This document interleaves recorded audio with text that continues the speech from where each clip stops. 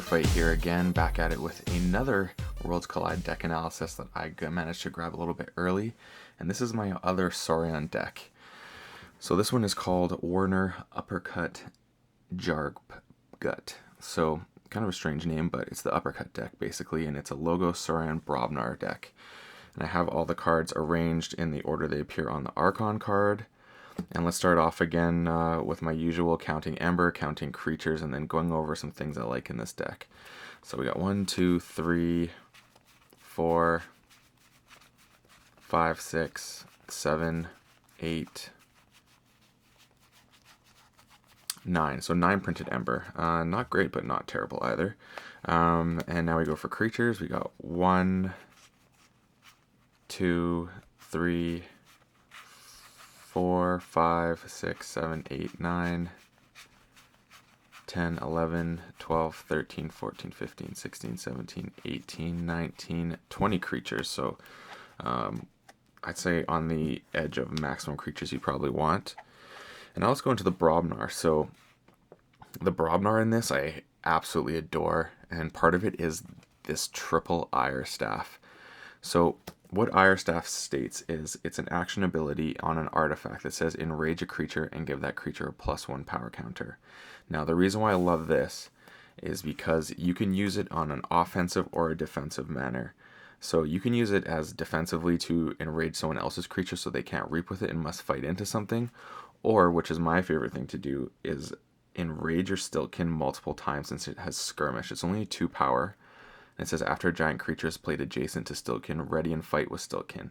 So you can basically start boosting this guy up and enraging it to make it really big and just start taking out targets on the other side. I absolutely love doing that with Stiltkin. It's so much fun with your Ire Staffs. So it's a really great combo. The other thing too is you can always boost up your Cowfine and make that bigger, and you're just going in and putting 2 damage across the board, which is always a good thing to do. So that's another thing I really enjoy. And then it's got a couple tremors, which are helpful for control. Warrior's Refrain, so stun each creature with power 3 or lower. Again, you can kind of use your Ire Staffs to make things above 3 to stick. I got some flamethrowers for some splash. Slimy Jark is probably my least favorite card in the whole deck. It's a 1 power creature. You can enrage creatures it fights, and it's skirmish and elusive, so I mean you can use it how you want, but it's not a big one for me. Forge Master Og is great if your opponent is bursting ahead. You can use this to your advantage, so I really like that. That's pretty much what I have in the BROBNARs. You really just using Ire Staffs to boost up some of these creatures here to make them that much more fatter, stickier, or you can even just use it to make reap targets on the other side of the board and not be able to reap. Now going to LOGOS, Babbling Bibliophile is fine. At a reap, draw 2 cards. Kind of hard to keep this guy on the board. People don't pay attention to it, or they can just kill it really easily. Again, another Edai or Eddie 4x4. You play archive a card. If your opponent's keys cost +1 for each card in your archives, really good, especially when you have something like double Igors are always good. So I really like that. You can just cycle through your deck, find what you need.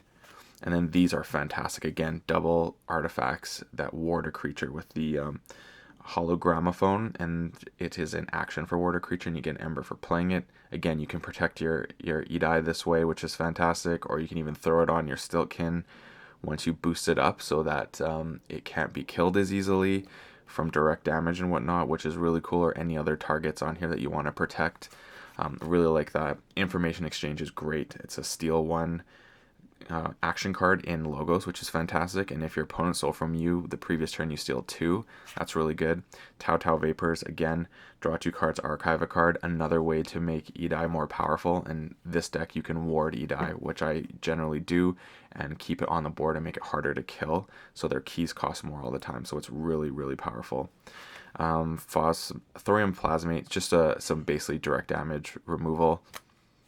And then Code Monkey. This card is awesome. So you basically can have a couple LOGOS creatures out, drop this in between them, or even in Saurians, if you have some stuff that came out a little too early and you want to play later, and you just archive each neighboring creature because it's got deploy, And if those creatures share a house, you gain 2 Ember. So, I mean, you can even just do it with the Logos cards or however you want to do it. For this one, I actually like targeting Saurian for my archives, especially in a Saurian matchup.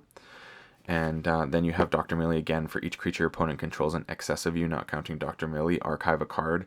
Again, you just archive, like I basically in some games just archive all Saurian, and I'll show you why.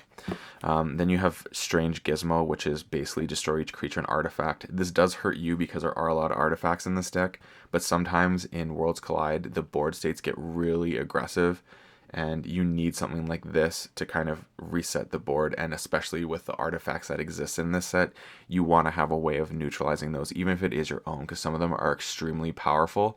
And like my buddy Scuzzy, he has a double Palace Skulls deck in Worlds Collide, so those both getting that out makes things really difficult, because he's just taking 2 Ember from you every time he kills your creature. So this is helpful to deal with that.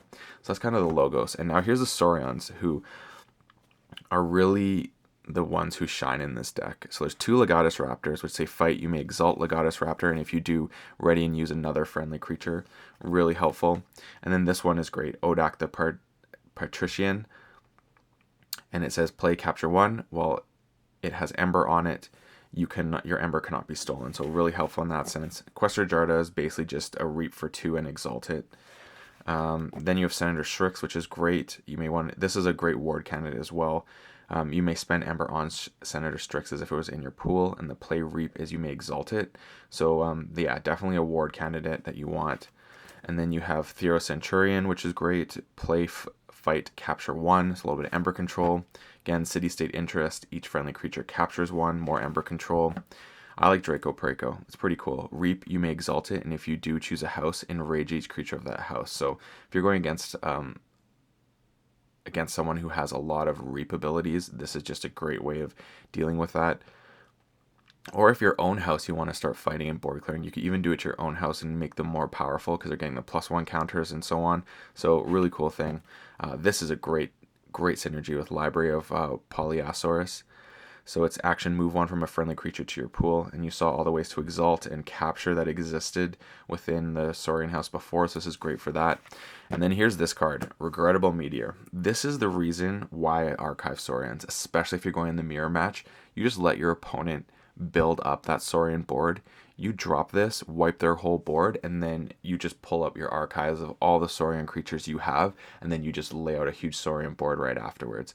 You can even use things like the Ire Staff to make things that are 5 go to 6 the turn before, knowing that you have this to play. So you're taking out more targets as it goes. So I absolutely love this card. Regrettable Meteor is great, but sometimes if you get it too early, it doesn't work. So the archiving in this deck is absolutely crucial to make it hum.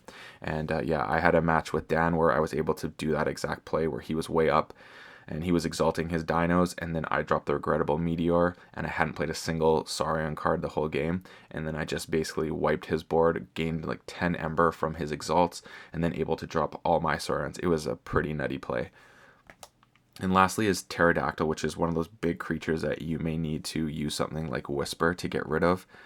And it plays stunned, and it only deals 4 damage when fighting, but it deals also 4 damage to each neighbor of the creature it fights before fight, so very powerful.